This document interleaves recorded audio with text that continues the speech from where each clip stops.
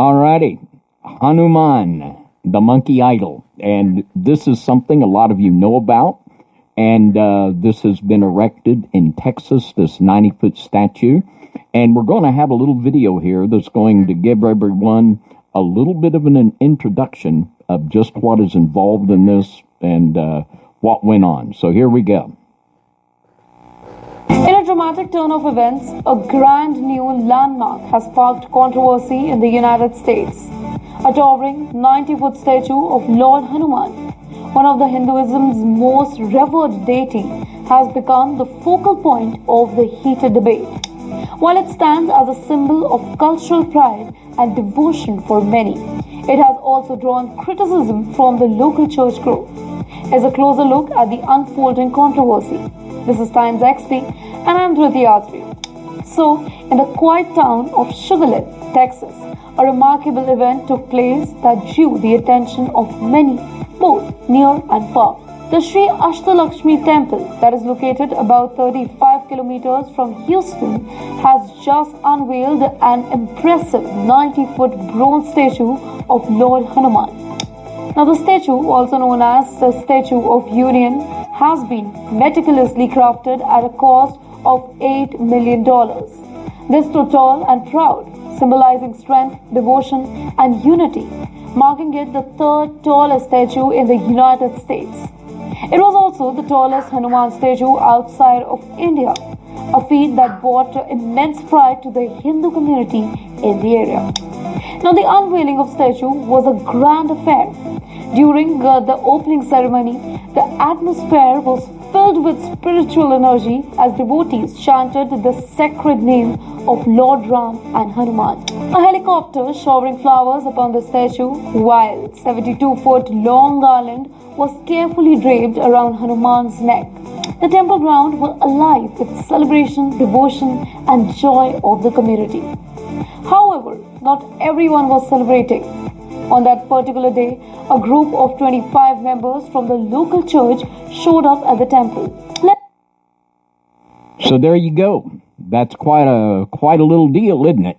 Yeah. Quite a little deal. And it's interesting that there was everything in this has significance, and we're going to be unpacking this. There's a 72-foot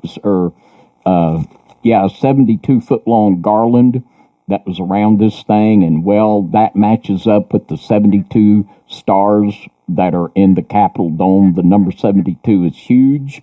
In the occult, we've talked about that a lot of times. And biblically, what does this mean? I want to read Psalm 96 and 5. For all the gods of the nations are idols, but the Lord made the heavens. And Hanuman, this monkey god from India, is just an idol. We're erecting a huge idol down there. And 1 Corinthians 10, 5 through 7, but with many of them God was not well pleased, for they were overthrown in the wilderness. Now these things were our examples, to the intent that we should not lust after evil things, as they also lusted. Neither be ye idolaters, as were some of them.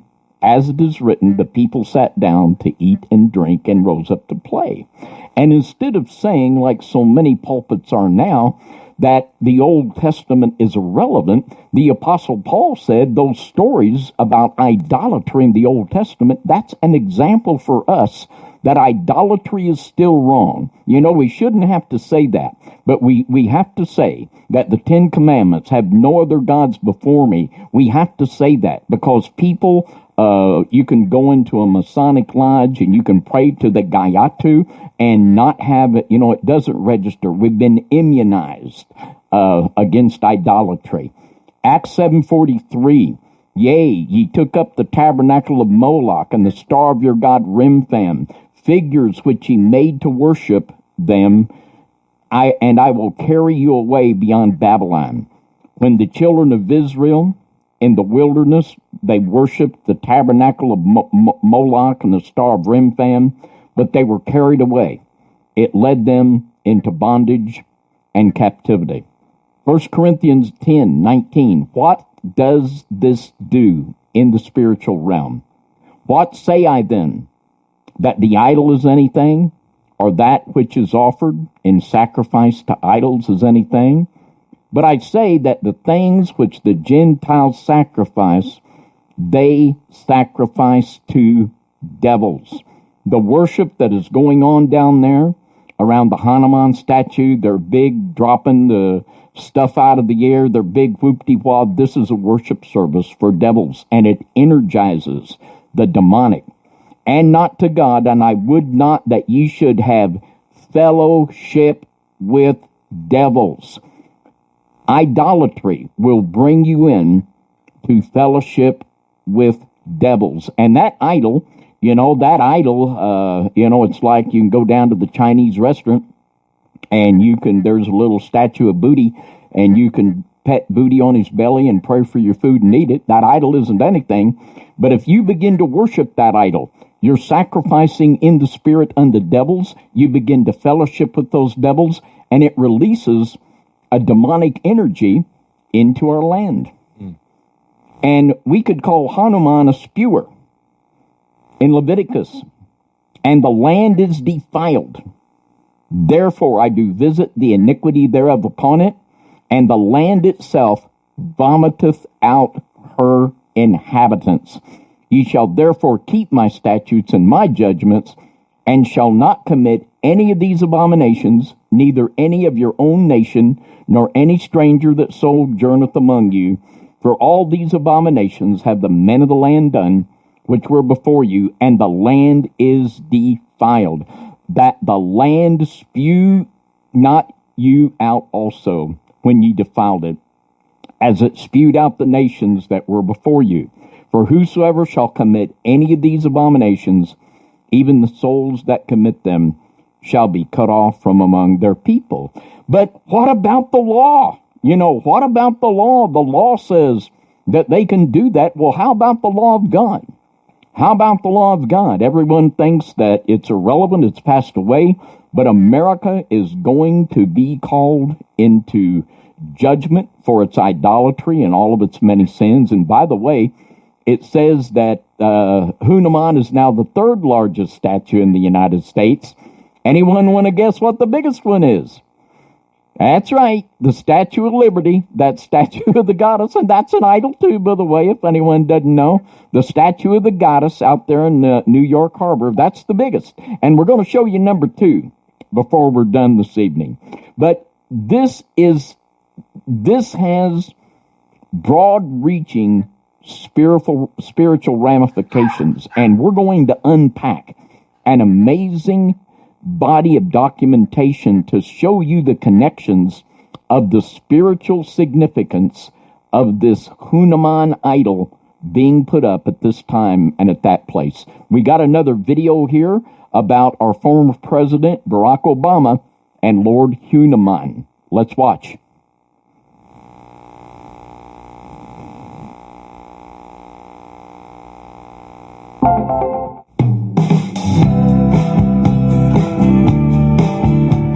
If you thought that carrying Lucky Charm depicts superstitions, then hear out US President Barack Obama, who has revealed in an interview that he carries a selection of Lucky Charms and religious trinkets along with a statue of monkey god Lord Hanuman in his pocket. However, Obama made it clear that he is not superstitious, but carries these Lucky Charms all around the time. He said these trinkets remind him of all the different people that he has met along the way with their hopes and dreams for him. Rosary bead from Pope Francis, a lucky poker chip from biker in Loa, a little Buddha from a Buddhist monk, and a Coptic cross from Ethiopia.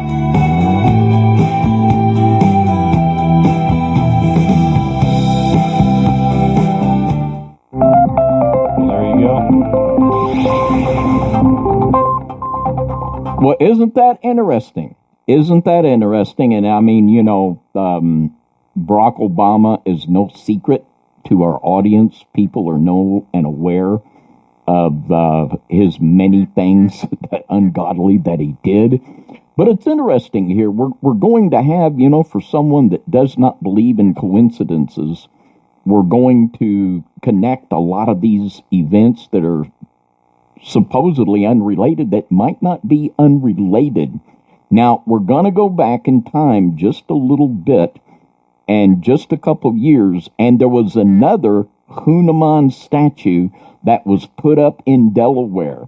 And we're going to show you a little video of, at the time, this was the tallest Hanuman statue. And let's just take a look at this. Yeah, sorry guys, there's an ad. We'll get rid of this ad as soon as I can skip it. Don't you guys like playing skip ad? My name is Nagaraj Bhattar. I'm from Karnataka, Bangalore, and I'm working in this temple as a priest since January 2013. And in this temple, in Mahalakshmi Temple, Delaware, devotees wanted to have an Hanuman Murti installed, and our president, Patibandha Sharma, and trustees, they all decided to install a 25 feet tall Hanuman, which is the largest and tallest Hanuman in USA. And this statue is made out of a single piece of granite. So the whole murti is carved with single granite. And it was shipped from Hyderabad, Warangal. And we got Hanuman, we welcomed Hanuman with a big 100-car convoy to this Delaware on January 18th of 2020. And as soon as Hanuman was arrived in the temple, we put Hanuman in a rise of bed, which the reason behind that is we put the rise to take off, to purify the murti and to take off the small particles from the statue while they were carving. So the rice grain goes in, and while we are taking it off, the small particles will come off so that the murti is purified, means clean for the stapana. And then we put him in a pool of water, that is the Jaladivasam, and then bed of flower. And then next day we opened his eyes. So that was known as the Netra Unmilanam. Nayana Unmilanam. Nayana means... All right, there you go, David. All righty. Now, we saw how former President Barack Obama carries the Hanuman and other idols in his pocket. And, of course, his vice president, who is now the president, we think, of the United States, Joe Biden. Does anyone want to take a guess how far this statue of Hanuman in Delaware is from Joe Biden's hometown? If you said 10 miles, you're right. You can ask Siri and she'll tell you. 10 miles. Now, do we have just some bizarre coincidences, John? Or are we beginning to see a spiritual pattern and spiritual significance that is giving a big, can we say, a spiritual direction to our country? I mean, obvious. I think it's obvious. And, you know, interestingly, David, right where we stopped it, if we played it another 30 seconds to a minute, it talks about this opening of the eyes ritual. And what that is where they invoke the spirit into the statue. That's what they're doing. Okay. Do you want me to play the rest of that? Go back and play very short part of it. Oh, absolutely, I thought I just wanted you to see this. This is interesting. Eyes, and Unmilanam means we are opening his eyes. And then June 5th, we started the installation ceremony, Pratishtha Mahotsavam. And on that day, Friday, we started with Vastu Shanti, because since it is a new installation, we want to do the Vastu Shanti. So if we have any doshas, so we can get rid of that, and Murti can be installed properly as per the Agama Shastra. And we, the priest and the elite team of this temple, and also volunteers, a big group, we all came together and built a Yagashala. So Yagashala means where we will be doing the Havan for the Pratishtha Mahotsavam. We started with Vastu Shanti, and next day, Saturday morning, we started with Ganapati Havan, and to get off all the obstacles during this pandemic and also during this Sthapana.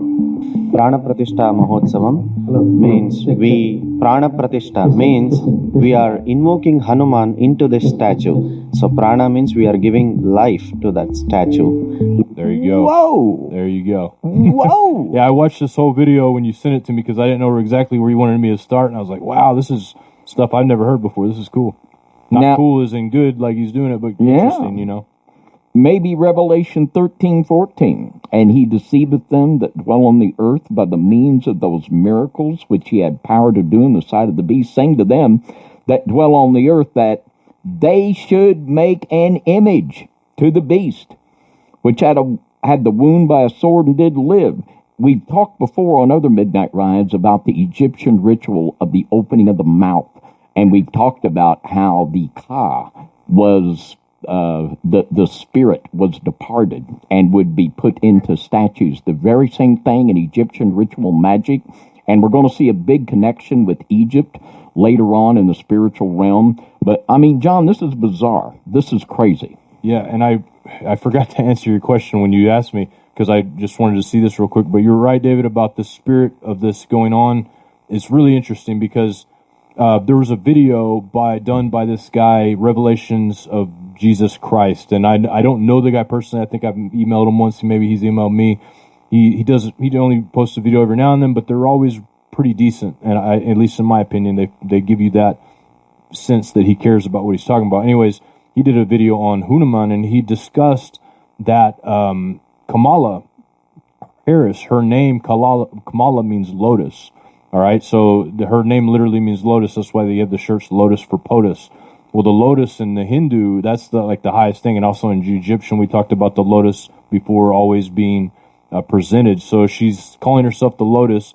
In her DNC speech, where she got up to speak for the DNC, right before that, they had several of these Hindu priests up there giving a invocation and invoking a demon. It sounded like to me what they were saying sounded like they were actually invoking a demon right there on the stage, right before Kamala, the lotus for POTUS, got up there on stage. And so, and seeing this connection with Obama holding on to it, the Hindu connections, David, we're talking Vedic texts here. So for those of you who don't understand what the Vedic texts are, in my opinion, and I've said this before, and I'm sure that some of you may agree with David, you may agree with me, the Vedic text is the premier book of the Watchers, I believe. I believe that every technology that we see, it's taught how to get it in that book, as far as just for example, the atomic weapon with Oppenheimer. Oppenheimer would carry the Vedic texts, the Bhagavad Gita, etc., and he would give them out as gifts, and he would be quoted as saying that this was the greatest gift that mankind has received in getting these into the English language, just like the best thing that's happened since sliced bread, I think. And that's not exact quote, but pretty darn close to what he had to say. And then when you really look at what is said in these Vedic texts and the Bhagavad Gita, you see that Oppenheimer actually quoted the Bhagavad Gita after they were successful in Los Alamos on the 33rd degree parallel, the day that they activated the atomic weapon. He said, "I have become death, the destroyer of worlds." Now, this is really interesting because in the Bhagavad Gita, it talks about a whole race of Vrishnis that are wiped out by this cloud that had clouds like parachutes within parachutes. It describes basically a giant mushroom cloud is what it's describing. And it said that the whole entire race of them were dead before they touched the ground. And so you have this idea of this atomic weapon going in there. You also have people like Nikola Tesla who claimed that all information was received from the Mahat, which is the Mahat's the word for the Indian ether, I guess, the conscious, everybody's consciousness, pulling everything together. This is what Tesla said. And when you go to take an even step into it further, you start to see that almost every single mathematician, almost every single inventor of most of these things had a deep fascination with the Vedic text. And just real quickly, David, I don't want to... no, you go right ahead. This is very important to make that connection. For sure. And so, like, some of the biggest magical practices, like we see out of Aleister Crowley, such as SEX magic, right?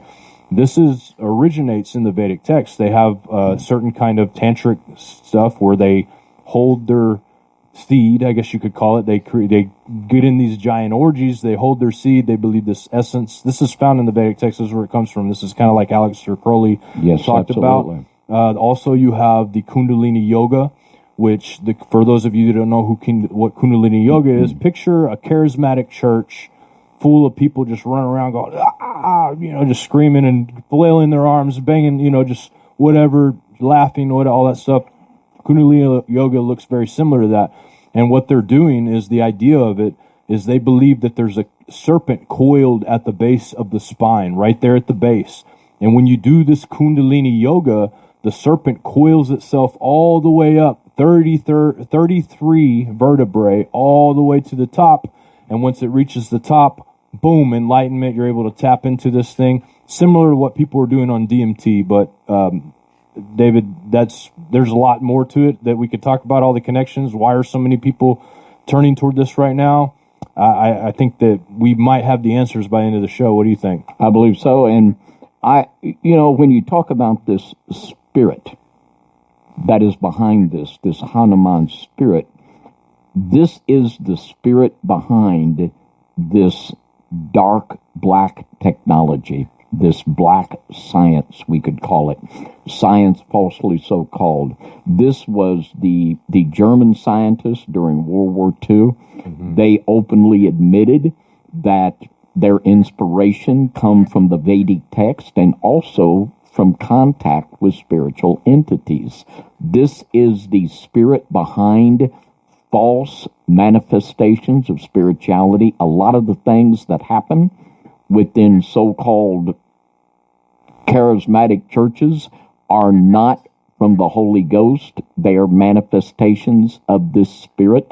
It has invaded us. And I would say that, of the things that people are aware of, a lot of people now, and there's still a lot of people aren't aware of Kabbalah, how bad the Kabbalah is. But I would say on a whole, even less people are aware of these Vedic texts. Mm-hmm. And they're able to bring that in, and people will say, oh, what does that matter?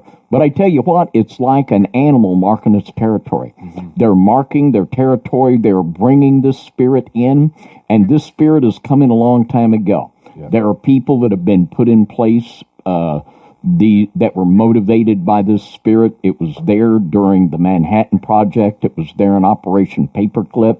It has permeated our military, and it's permeated, as you can see, our politics big time. And, it is back when I was a young child, back during the Civil War, they would not have got away with this kind of display openly, praying to these pagan gods. But now, I tell you what, we know the spiritual condition we're in, but let me tell you what, there is a God in heaven that gave a law, and he said, thou shalt have no other gods before me. He warned of the implications that would happen when that was ignored. We've ignored all the running signs, we've run through the stoplights, and we're heading for the end of the cliff, and we're going to go over at 100 miles an hour. You said something that's just triggered this thought. The Bible does tell us, too, when you go into the land, don't inquire about how the people that were here that I wiped out of this land, don't inquire how they worship their gods. And we just discussed, I believe it was 2 weeks ago, we were talking about the council, these entities that are spread out princes over specific areas. And what's interesting about this is, like, when you really think about that, when we came here to America, those powers were not in power at first because God's people came over. I believe God's people came over, and they were doing their thing. But I think, and David, you talked about the Mormons, you talked about Joseph Smith. I think there were certain people that decided to come over and inquire how the other people worship their gods. And not only did they worship them, but they came in tune with them. And the ancient spirit of the land of the feathered serpent, which is exactly what America actually means. This is what's the result of that. Somebody inquired, and people started bringing in the pagan holidays into America. It was illegal up to a certain time to have mixing all of these holidays with pagan holidays, because, let's be real about this. Christmas is an adaptation of a pagan holiday, and there's no way around that. Even people that don't want to agree with us, have to agree that the history's there. And if you can't see that, then it's because you don't want to. But I'm telling you, like, we kept bringing these things in. We're bringing them in, setting up new statues, setting up the Statue of Liberty, building idols all over the place, worshiping these idols, bringing in Freemasonry, bringing all these things. And now the God that was over, the prince, whatever this Prince of America might be, the big prince, but the big prince is now in charge. Okay, so that's why we're not supposed to inquire of other gods. We're supposed to stay away from them, because once you give power to those entities, they have the right to rule over this land. Yeah, they've given, they give it to him. You know, he set up his territory. I mean, big time. Yeah. And, we've got a lot of really bizarre coincidences, which I don't believe in. The 72-foot garland, which is the same as the 72 stars. They're above all the gods that are floating on the Capitol dome. We've got another real interesting little fact here, and a coincidence. It cost $8 million, and someone's springing for the bill, aren't they? And also, it was 90 foot tall. Well, let's read Daniel 3:1. Nebuchadnezzar the king made an image of gold, whose heights was 60 cubits, and the breadth thereof 6 cubits. He set it up in the plain of Dura, in the province of Babylon. Just like they took old Hanuman, set him up. Well, let's read from Albert Barnes' commentary, and guess how many feet this is? Yeah, you probably guessed it already. Nebuchadnezzar's golden image is said indeed in Scripture to have been 60 cubits, that is 90 feet high. But this must be understood of the image and pedestal both together, just like old Hanuman, the image and the pedestal. Now, these things aren't coincidences. These are designed by people that are releasing and controlling and manipulating dark spiritual forces. Mm-hmm. And I'm sure that a lot of people that are down there, they don't have a clue. Not only people that are not Hindu, but those that are. Well, I don't know. I tell you, they understand, like, man, we're going to put the spirit of Hanuman in that statue. So, it's hard for them to plead ignorance. They're manipulating, according to the Word of God, devils. According to the Bible, that's devils. And also, there's a huge component in this of Hanuman being half monkey and half human. There's all kinds of things we could say about that, about the demonic lie of evolution and man coming from a monkey. And also, we could say about the things of transhumanism. But let's go to the book of Jasher, and let's look at the things that were done back in the antediluvian world, and we're going to see the impact and the result of it according to the book of Jasher, chapter 4.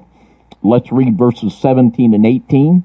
And every man made unto himself a god. What does it say in the book of Revelation? That they'll be deceived and make an image unto the beast. That's what the devil does. He wants to trick people into making their own gods. And we see it again.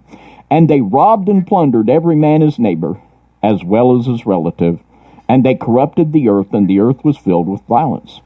And their judges and rulers went to the daughters of men, and took their wives by force from their husbands, according to their choice, Genesis 6.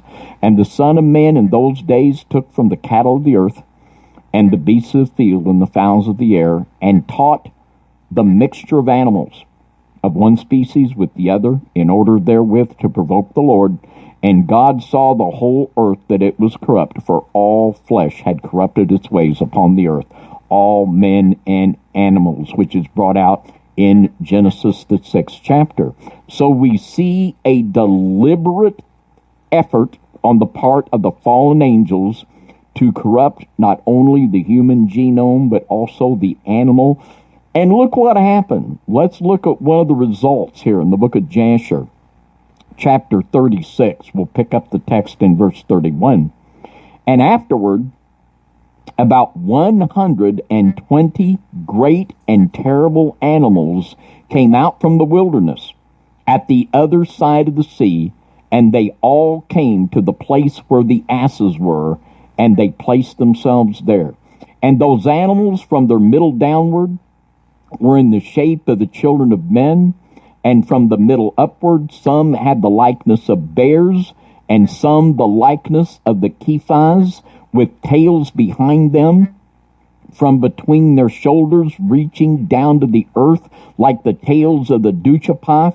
And these animals came and mounted and rode upon these asses and led them away, and they went away unto this day. And one of these animals approached Anah and smote him with his tail, and then fled from that place. The result of this mixture of the human and animal genome, according to the book of Jasher, was the creating of animals that literally were half human, half man, and they had hatred for mankind.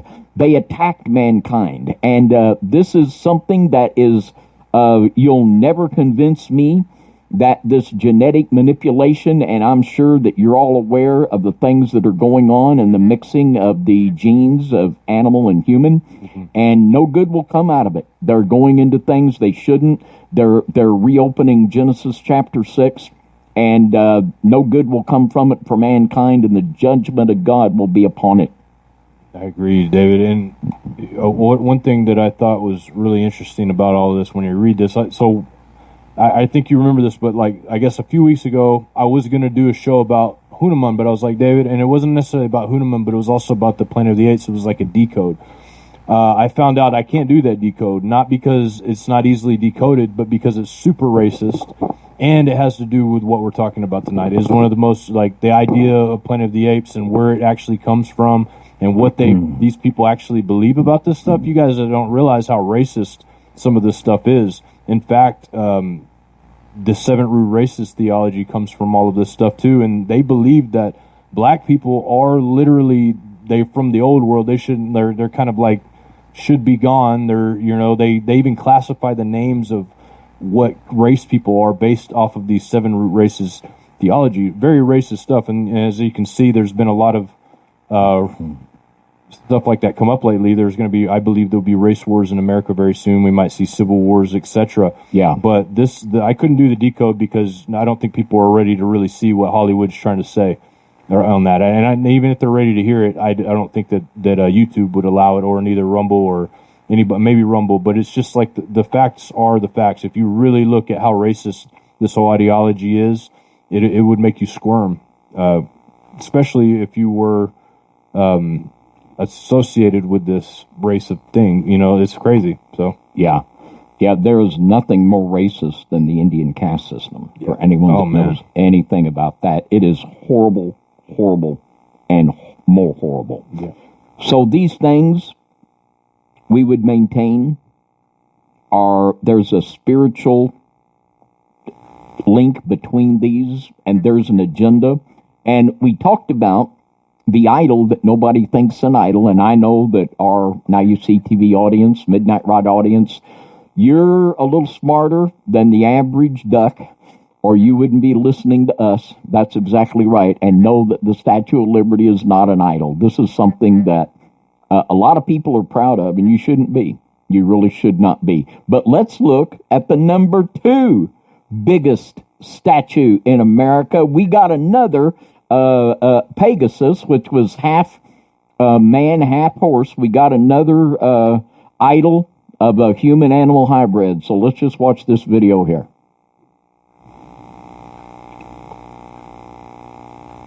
Millions, and is creating quite a... Started over. I had it muted. This dragon slayer is 11 stories high, costs millions, and is creating quite a buzz.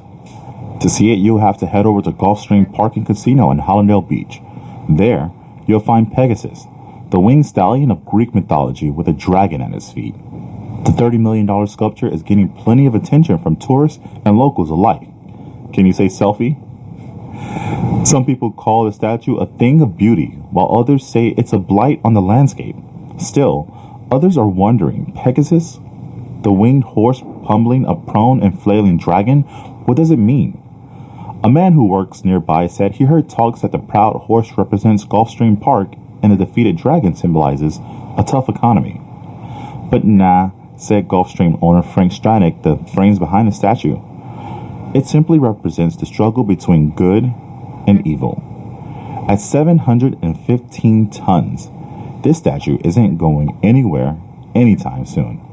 So, if Gulfstream Park was looking to land some attention, check, mission accomplished. For SunCentral.com, I'm Akeem Brunson. There you go. Now, and I might be wrong, there was a half-man, half-horse. Pegasus might have just been a winged horse. I could be wrong on that. But anyway, it is certainly a horrific idol and a genetically altered creature that is a animal Nephilim. And the book of Isaiah, chapter 5 and verse 20, says, "Woe unto them that call good evil and evil good." And who, the word deplorables was used by several leading politicians to describe people that would believe in God, believe in the right to have a firearm, and believe in just the basic morality that we would get from the Bible.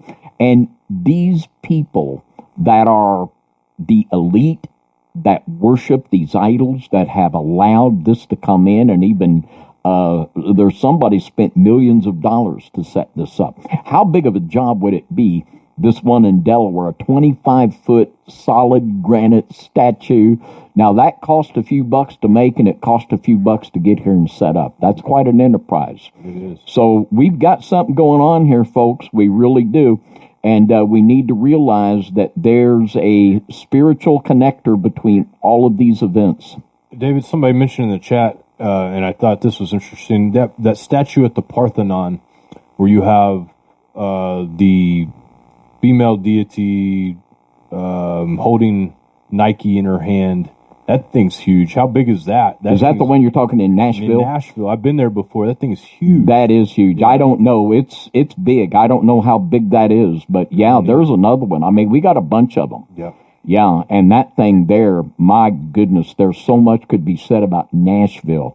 Yeah. The way that Nashville is set up, and oh my goodness, yes. But yeah, there's another great example of that huge statue down there. Now, this is something that Jesus said, which is going to come true because everything he prophesied will come true. And we saw the carnage that, and we know we've talked a lot about the Nephilim and the carnage that took place as they cannibalized and tried to not just corrupt the human genome, but kill them and eat them. And we're going to see here in Luke 17, and as it was in the days of Noah, so shall it be also in the days of the Son of Man. There is a prediction by Jesus himself that the conditions that were there in the antediluvian world are going to be repeated. In verse 27, they did eat, they drank, they married wives, they were given in marriage until the day that Noah entered in the ark, and the flood came and destroyed them all. What that means is they were whistling by the graveyard. They'd walk by the graveyard, but all they would do is whistle. There's going to be the mass of humanity that will be fast asleep until the hammer falls, but there will be a remnant, and there is a remnant of Israel that's going to have its eyes open. We're going to blow the trumpet in Zion. We're going to sound the alarm. He that hath an ear, let him hear, and many ears will hear, and they are hearing right now. This is a spiritual fight. This is a spiritual fight against good, against evil, and the people that put the Pegasus statue up, who do you think they think's evil? It's us, my friends. They hate the true Israel of God, and that's what it's all about. And we're going to, go ahead, John, you have something you want to say? No, sir, I was just agreeing with you. I totally agree.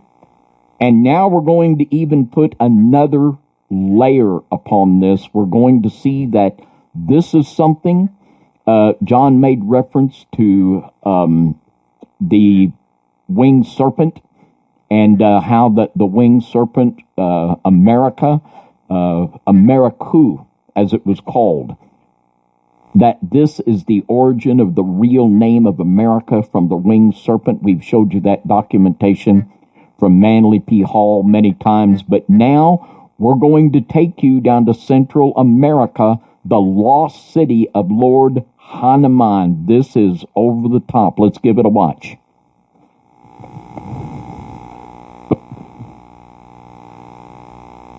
In East, legends say that in the Mosquitia region in East Honduras, located in Central America, lies a mythical city known as La Ciudad Blanca, which is Spanish meaning the White City.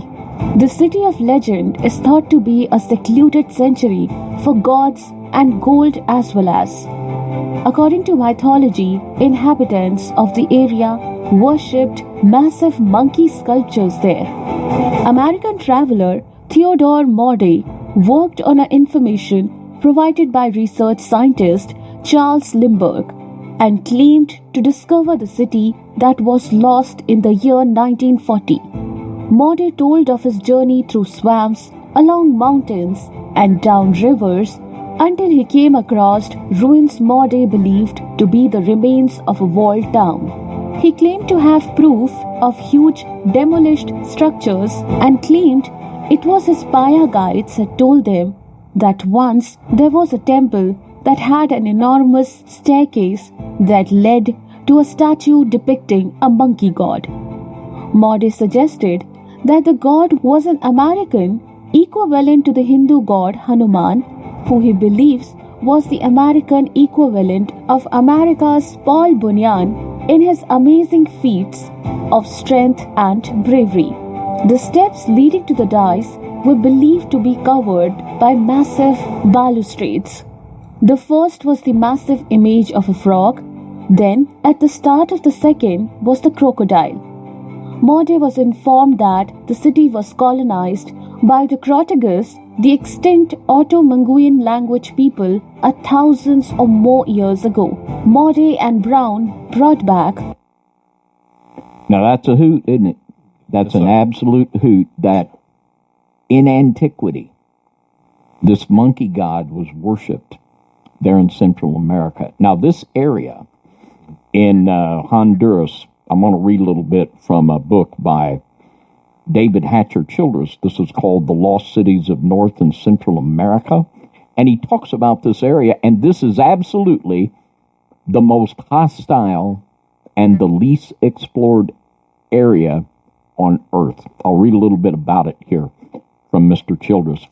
He says, there is a curious legend of a lost city on the Mosquita Coast named the Ciudad Blanca. Honduran legends tell of an ancient empire now lost that flourished in the unexplored jungles of the southeast coast. This is an area, the Mosquita Coast area of northeastern Honduras, is an area of 16,000 square miles. The area of the Mosquita Coast, the same as popularized in the book and film with Harrison Ford, the same name, is one of the last regions of Central America to be explored. It is a dense tropical rainforest that starts with swampy lagoons and beaches along the coast of Honduras and Nicaragua and quickly gives way inland to a thick jungle teeming with jaguars, howler monkeys, Frentic army ants, and 19 of the world's 26 highly poisonous snakes, including the much-feared fur de lance. And I bet you they got them some cockatrices up in there.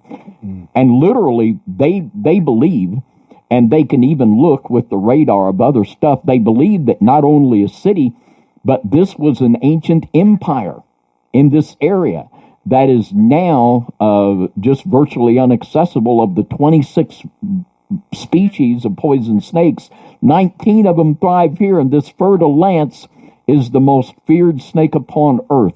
People are just scared to go in there. You can't blame them. I ain't going in there. I remember this movie called Jungle Book. Do you remember that movie? Yeah. Remember when Mowgli goes to the city that looks just like the city we just looked at? Yeah. And there's a Monkey King there. And he's like, I want to be like you. You know, he's like singing this song to him. Yeah. He wants to be like him. He's trying to get him to, do, I don't even remember now. It's been so many years. I mean, this was when I was a kid and I still remember this. But I believe we can see Hanuman possibly represented in a lot of that. It's really interesting, man, when you actually learn this stuff, like what you're talking about, when you look back at all the stuff they've been feeding us over the years, how many spoonfuls of Hoonaman you think we've gotten over the years? I don't know.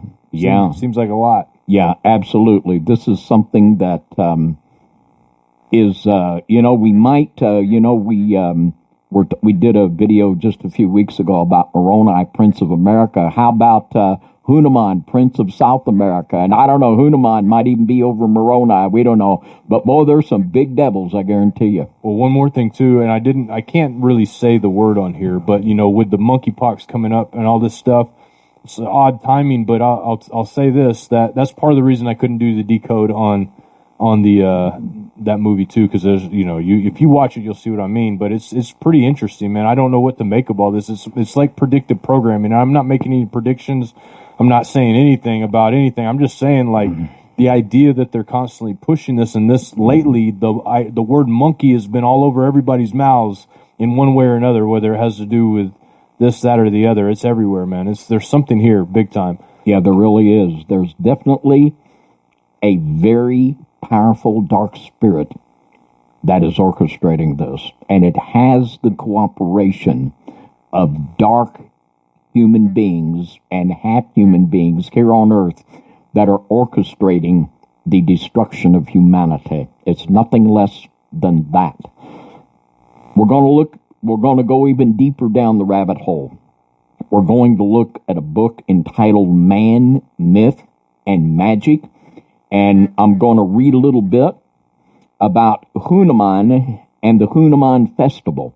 And these are the fertility rituals. There's an article here about the fertility dramas that were held all over the earth. And this next picture is from a fertility ritual that was conducted in India. And there we see Lord Hoonaman. Do we have that picture, John? Yep, I'm sorry. Here we go. You're fine. There we go. Fixing my mouse here, so I think we got it now. There we go. And the caption under the video, or under the picture, says, "The Kathakali dance dramas of India are enactments of sacred myths, tales of Krishna, Shiva, and legendary heroes and demons. Before performance, actors meditate on the gods whose parts they will play. The central figure in this scene is the monkey god Hanuman." And we see this, we've seen it already in the videos, that the people that worship these idols and these devils, they will channel these idols, and they will literally invite these spirits into them. And it would talk about how in these dramas, literally, these actors would be taken over by these spirits. I'll read just a little bit more here. It says, and these are fertility rituals that are based around the dying god, and this links Hoonaman with the dying god.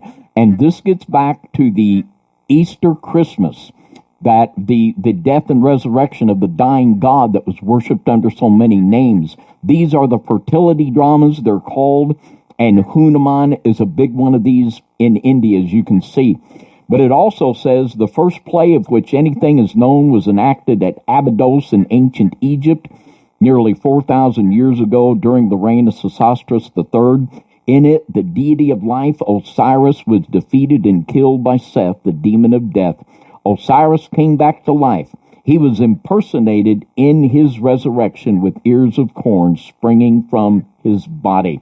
The Greek historian Herodotus identified the life-giving Osiris with the god hero of his own people, Dionysus. So you can see Hanuman takes his place amongst the dying gods of the mystery religions. And here again, what do we see? This is why it's so important. We see the holidays of God thrown out and the holidays of Satan put in. They're worshiping the dying God. That's why it's time to choose you this day and take a stand. Yes, it absolutely is. We got to take a stand. If nobody else does, let it not be said that we have not stood up and blown the trumpet in Zion. Now, John, here we have the connection. We have Hanuman, and here we got CERN, and we have this Hindu deity Shiva here at CERN. And for anyone that might not know, and thank God we're getting new listeners and new subscribers all the time to the Midnight Ride. We've talked about CERN a lot, but John, just give everyone a truncated update on the significance of CERN and the goddess Shiva being here.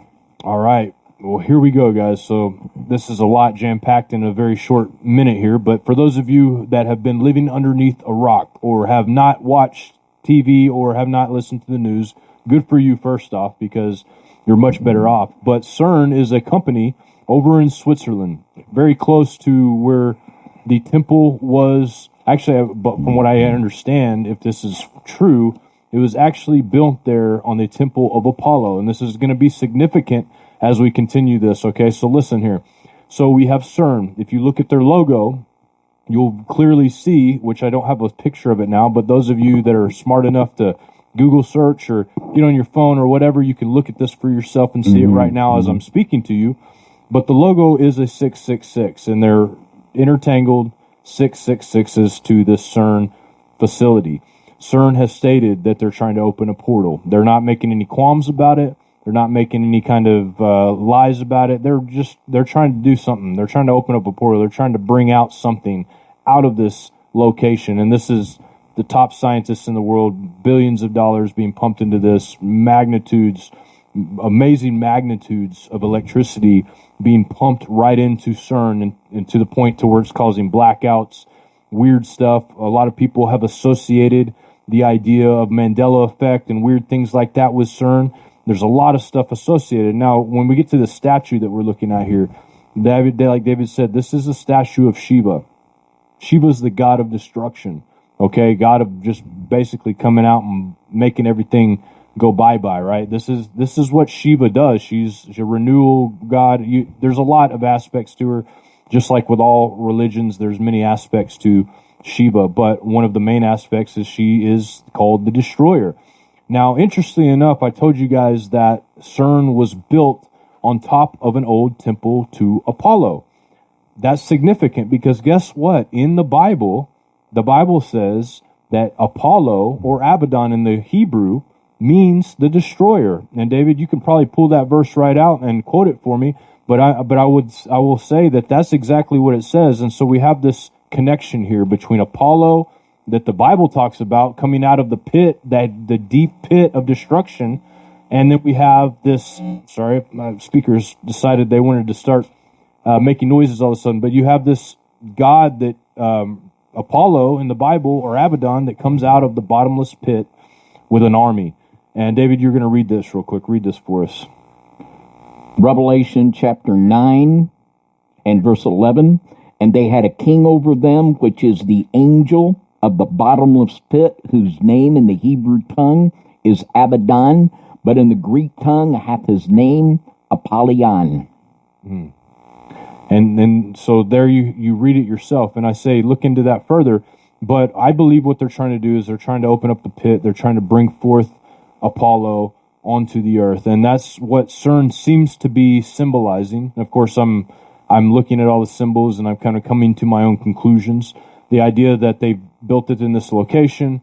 When the Goddard Tunnel ritual took place, it was right there as well, where you had all of these entities coming out of this tunnel. I don't know, weird coincidences, right? Where they're coming out of this tunnel, you see these weird rituals that are taking place around here.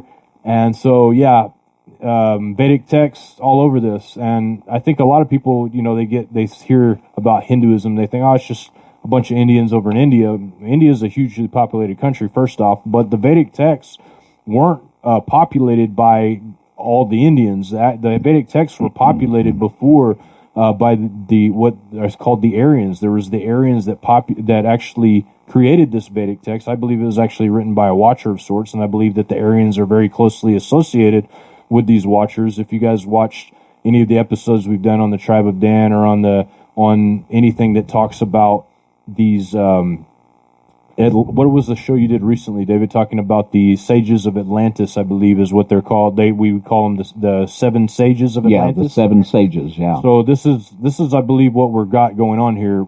This is a worldwide religion that's bigger than Islam.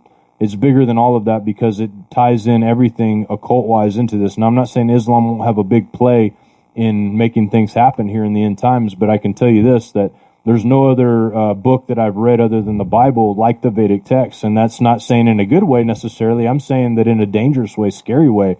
I mean, this is a real book. This isn't just some thing that somebody threw together. Like you see a lot of these Greek manuscripts that of religions that it contradicts itself within 3 or 4 pages or whatever. You know, this isn't like that. This is a little different. Now there are contradictions, major ones in there, but there's really congruence here. And powerful people using this religion, using this ideology to fulfill the agenda of what I believe to be Shiva or Apollo. Yeah. Anyways, sorry, long story for a short little thing, but I had to. It's hard to qualify all this because there's so much here. You think we're crazy if we didn't explain it? It's just so much. There is, and the Shiva, the god, the destroyer. Remember the statue of the Pegasus with the foot destroying the dragon? Who do you think the dragon and they want to destroy? Who do you think? Yeah, that's right. You got it. That's right. And here we got something of truly apocalyptic dimensions, that they're opening portals, and there's a connection in the spirit between the portals being opened at CERN and the release of devils in these Hanuman statues and these other places. Literally, they are spiritual power stations, if you will, that are releasing the demonic and defiling the land. They want to destroy the faith of the true God. They absolutely do. That's what it's all about. It's about Satan wanting to destroy the true faith of the Word of God and the true people of God. That is what's behind it all. That's right. This is a book called Sinister Forces by Peter Levenda, a grimoire of American political witchcraft. And note the title of book 1. It's entitled The Nine. And we're going to talk about the nine for just a little bit. And I want to just read a little bit from this book. He is a deep studier, and he draws deep connections that most people just look over. That's what we like to try to do here on the Midnight Ride. But let me just read a little bit about something that happened in 1953. A man by the name of Andrea Puharchik, who was connected with MK Ultra. And I'll just read a little bit. He said, some months later, on June 27th, 1953, the night of the full moon, Puharich gathered around him what was to be a core group of the Round Table Foundation for another session with Vinod, who was an Indian mystic. Going on, it says the membership of this group of 9 members, Allah the Nine, is illuminating. Henry Jackson, George Jackson, Alice Bouvier, and of course Jacqueline Kennedy was a Bouvier, Marcella DuPont, they need no explanation, Carl Betts, Vonnie Beck, Arthur Young, who was the inventor of the Bell helicopter, Ruth Young, and Andrea Puharich. Dr. Vinod acted as a medium. Imagine the Fellowship of the Ring with government funding and a security classification that was, well, cosmic.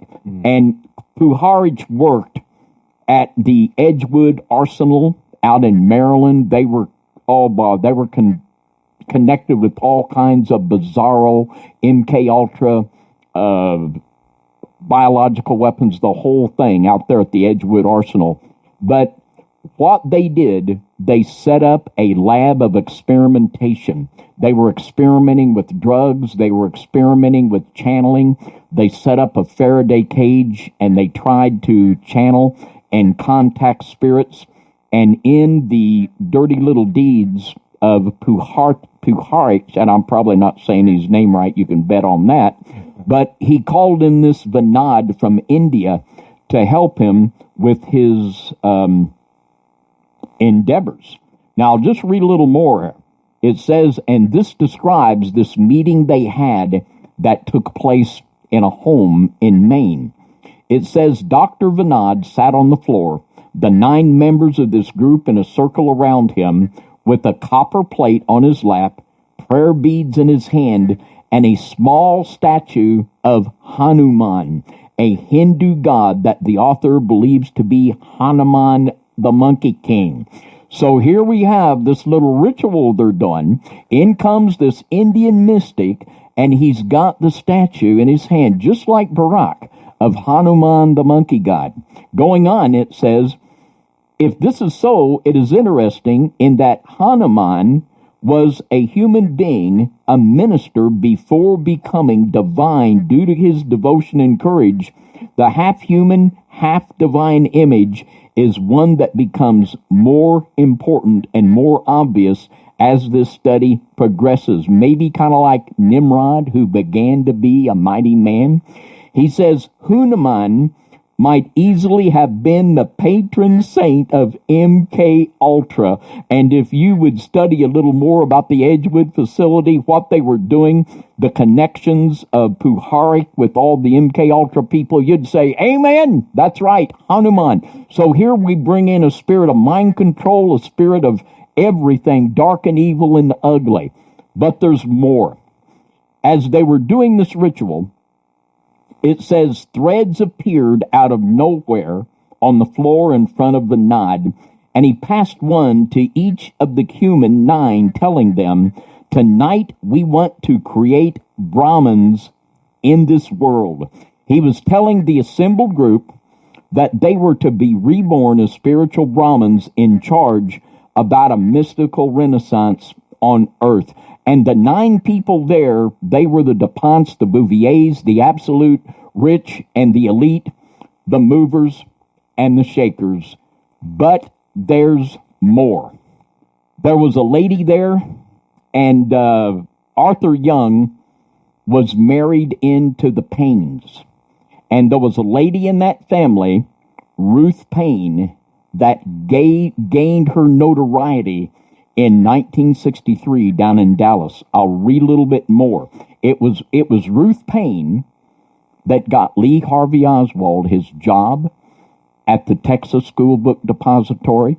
It was Ruth Payne that Maria Oswald was living in Ruth Payne's house when supposedly Lee Harvey Oswald shot Kennedy. And how did they find Oswald's rifle? Ruth Payne took them to Oswald's rifle. Ruth Payne produced photographs and documents and these photographs and many of the documents are showed to be phony. There is no sensible jury on earth that would ever convicted Oswald, but the total framing of Lee Harvey Oswald was from this woman, Ruth Payne, from the family of Young down in the 9. Now, let's read. I'll just read the way that it's described here in this book. Ruth Payne had managed to network him into the Texas School Book Depository, and Marina remained with Ruth at Irving. When the assassination occurred, it was the Paynes who led the police officers to the place and the blanket where Lee had supposedly stored his Mannlicher Carcano rifle. In fact, Ruth Payne was more than helpful. Much of the evidence that would eventually damn Oswald in the eyes of the Warren Commission and the public came from Ruth Payne. Some of the famous photographs of Oswald posing with the rifle and copies of a communist newspaper, the spy camera, the fake Alex Hadel documents, and much else besides.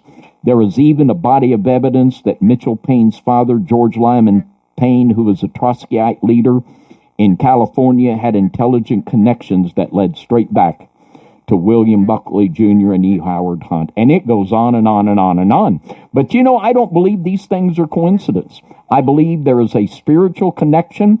And you talk about an event, and we've done one on Midnight Ride Rumble channel. If you've never seen that, watch the JFK assassination show that John and I did on Midnight Ride Rumble. We got a couple of them on FOJC. This was an event that was a ritual sacrifice. It changed the course of history, and I believe that we can see a dark spiritual hand behind it, and this absolutely has a huge connection with the spirit of Hanuman the Monkey Man. Something really interesting you said there, David, and I don't know if this is actually what you said or if I just heard this, but you said the patron saint of MK Ultra. Did I get that correct? Yes, I'll read it again. That was the words of Peter Levenda. Please. I would really like to hear more of that, because when I hear MK, I can't help but think of Monkey King. Yeah. From MK. Is that what they're trying to... Okay. Yeah, and this is... let me read. This is on page 246 of the book right there, Sinister Forces, and Peter Levenda, and he is so spot on. He tied this thing up in a ribbon. He said, Hanuman might easily have been the patron saint of MK Ultra. In the Chinese epic Journey to the West, the same monkey is depicted as a trickster, a confidence man and master of martial arts who is part of a Buddhist priest bodyguard. The patron saint of MK Ultra, according to Mr. Levenda. And he's so right. I mean, we could do a whole midnight ride taking Puharik, connecting him to the big people in MK Ultra, the way that evolved there. That was the year MK Ultra was started. Yeah. And this is all over it. This is so spot on. Stands for Monkey King? Well, I tell you what, you'd have to wonder when you look at this, MK Ultra, Monkey King. I tell you what, it was absolutely this Vinod who was there in that ritual with Hanuman in his hand, just like Barack with Hanuman in his hand. And it is just absolutely amazing. And I agree 100% with Mr. Levenda that Hanuman is the patron saint of MK Ultra. And of course, the role that this plays in the whole thing, the MK Ultra, the ritual abuse, the child trafficking, this is absolutely huge. As I know you, the Midnight Ride audience, knows. And we've got to blow the trumpet in Zion. We've got to tell people of they need to get ready. They need to get right with Jesus, and they need to get ready for what's coming, because I guarantee it's coming. It's coming. Let me read something to you, because I was like, okay, what does MK mean? Because I think I'm convinced it means Monkey King, because I'm with you now. This is what it says. Okay, the term MK Ultra is a CIA cryptonym. MK is an arbitrary prefix standing for the Office of Technical Services. Okay, where's the MK in that words at all? Now I'm convinced, David. This is weird. Okay, I'm convinced on this. Another thing that now that you talk about martial arts and this Monkey King, Muay Thai kickboxing, the Monkey King is this the whole thing behind Muay Thai kickboxing? I don't do Muay Thai kickboxing, but that's like the patron of that martial art, Muay Thai. Wow, interesting, man. It's stuff that you learn and you remember a long time ago, but when it starts coming together, it's really cool. That's what's happening to me right now. I'm having one of the moments that everything's coming together. And Mr. Levenda talked about the being, see just exactly how I put it. It said here that the monkey, it was in this Chinese epic Journey to the West, the monkey is depicted as a trickster, a confidence man, and master of martial arts who is part of a Buddhist priest bodyguard. And that's probably where this, the whole thing of this martial arts school came from, with Hanuman. I tell you, it's amazing. It's amazing. So that means they know how to kill some people too if they have to. Now, this evening I rewatched this Ancient Aliens season 11, and it is the episode entitled The Mysterious Nine. And this is just, they went over the story of Puharik, and they went over a lot of the same documentation that we have told you.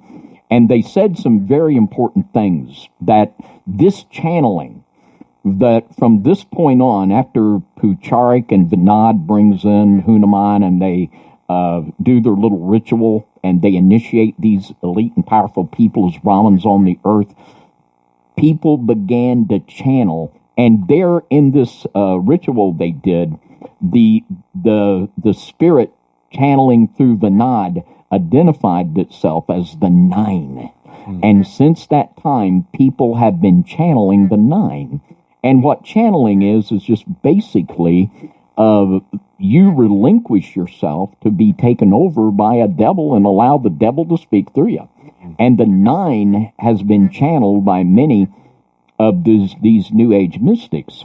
Now, also, in this episode, there's a very, very informative session about the festivals of the nine. We showed you in Man, Myth, and Magic how that there was a festival celebrated to Hanuman in India, fertility ritual. Well, they bring in some really good documentation that the Council of Nine, and this again, the little guy Vinod with Hanuman in his hand, he began to channel these entities he called the Nine.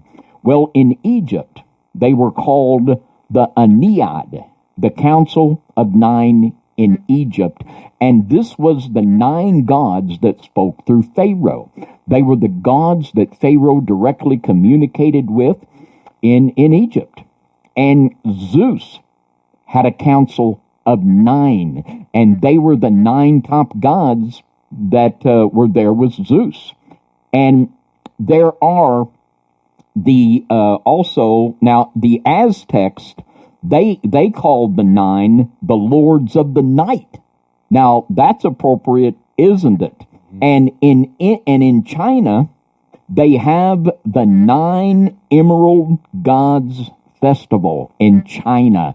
And during this festival, they will actually, just like these others, people will channel these gods, and they will let these gods take over them. And they'll go into the altered state and go into dances and fits of ecstasy. And this is very much like voodoo, much like Haitian voodoo, where it talks about when the devil comes in, they call it riding the priestess, and it takes over. And she goes into her dance and all of the stuff that they do. But the nine have been worshipped all over the earth from antiquity, all over this good old flat earth. The nine have been recognized in all of these ancient cultures as the supreme council of God that speaks through the political leaders.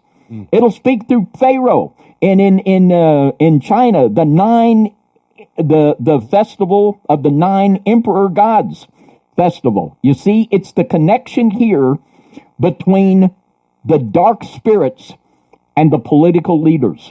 And that's what we see in Hanuman. We see it manifesting from the most remote antiquity all over the earth, and we see it manifesting right here before us, right here and right now.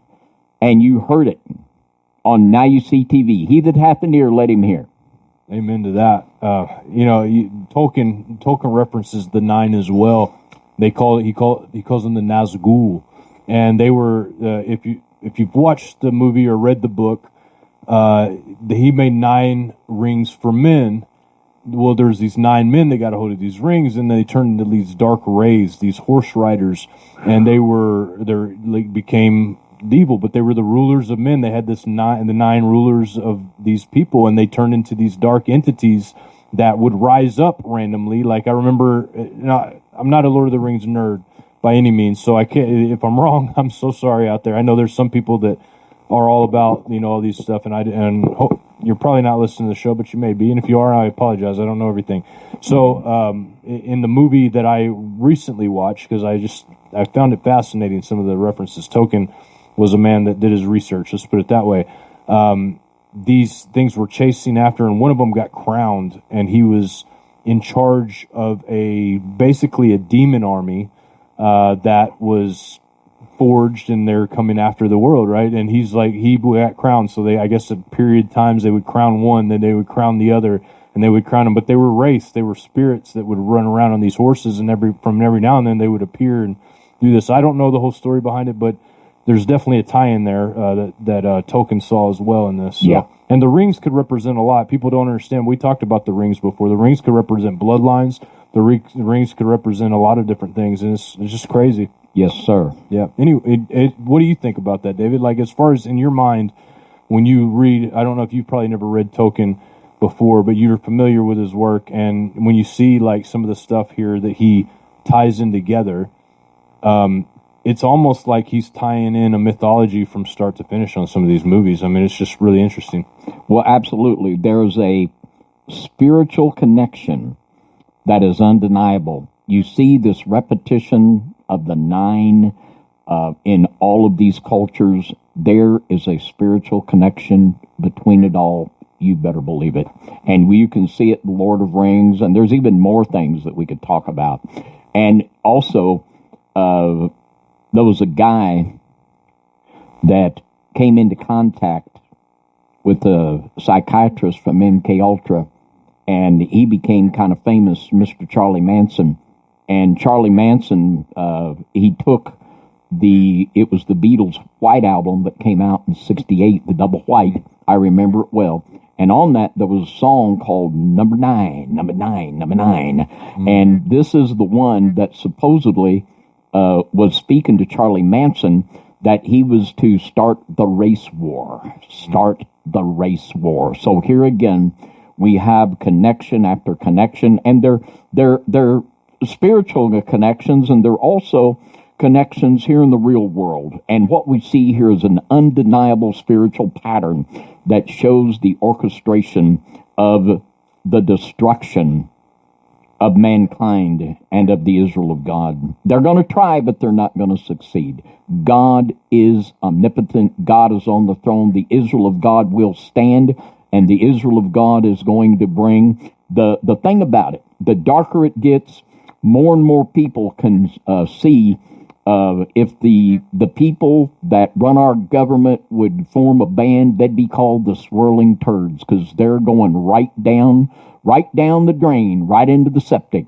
And we're going down, and we can see that. And we've got to blow the trumpet in Zion. And during this time, it's hard for people to deny the mess we're in. But now is the time to lift up the bloodstained banner of Jesus Christ, to call upon people to repent and believe the gospel, to call people back to the Word of God.